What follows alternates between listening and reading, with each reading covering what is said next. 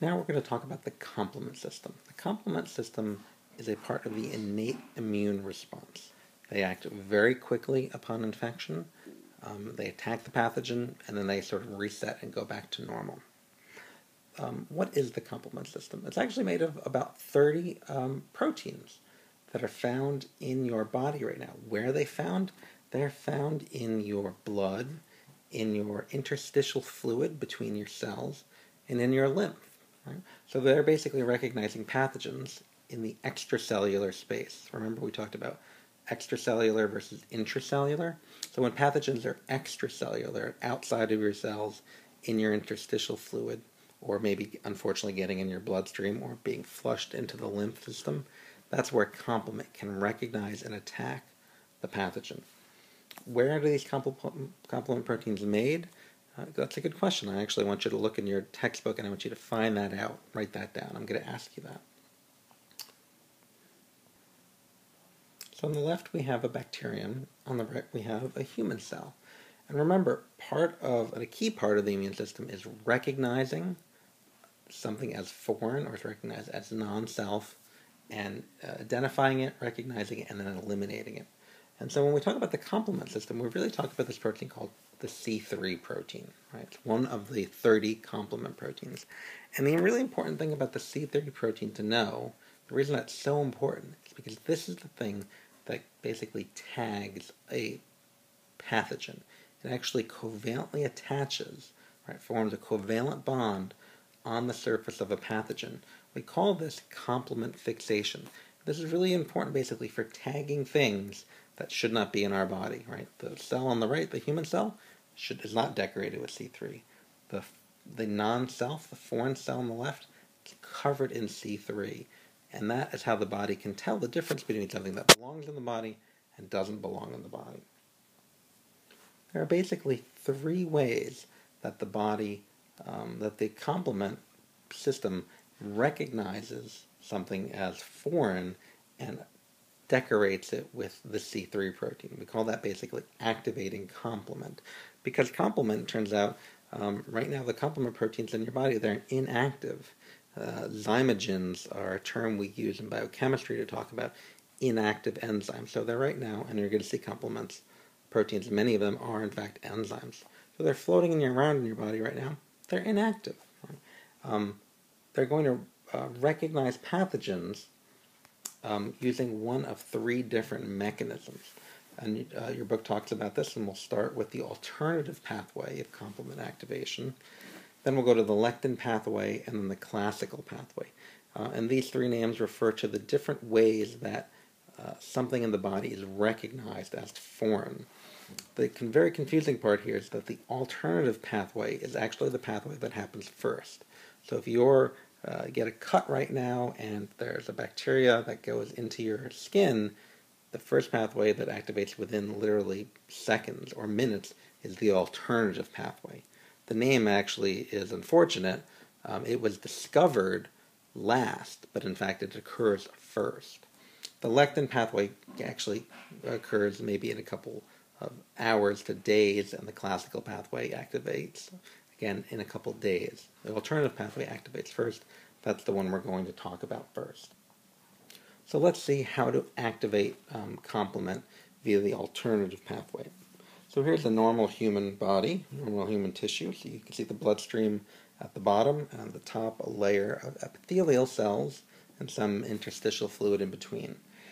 So what three proteins have I drawn here? I've drawn the C3 protein, we introduced that before, and now I've drawn two new complement proteins, factor B and factor D. And as we said before, where are complement proteins found? Well, they're found in the bloodstream, as you can see there.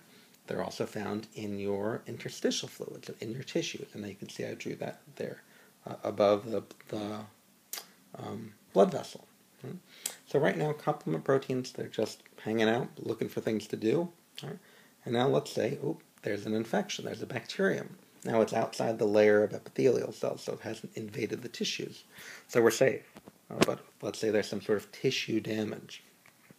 The bacterium now could enter the tissues, it could enter the bloodstream. This is a very bad thing. So we've got to be able to recognize this thing as foreign and attack it. Right? And so the first thing that's going to happen is that it turns out when you mix C3 with bacterium, C3 changes its shape. And we're going to call this version of C3 IC3. The interesting thing about IC3 is that it really attracts and binds to factor B. Right? Factor B didn't interact with C3 before, but it's interacting with it now because IC3 changed its shape. What does that allow to happen? Well, factor D, it turns out, is an enzyme. It's a protease. Hopefully you know from biochemistry what a protease is. A protease is an enzyme that cuts proteins. And then for factor D, the substrate for factor D is in fact factor B, but only when factor B is bound to some form of C3. Right? So hopefully you're following this. Right? So here comes factor D and says, I see factor B is hanging out with factor IC3. So I'm going to cut factor B, cuts it into two pieces, a large fragment called BB and a small fragment called BA. And so BB still hangs out with IC3. BA floats away. Don't worry about BA right now. So we have IC3 hanging out with this other protein called factor BB. And the really important thing to know here is now we have a new enzyme. And this enzyme is called the soluble C3 convertase. The soluble C3 convertase, right, it's an enzyme. When it ends at ase, what does it do? Well, it must do something to C3. It must convert C3 into something.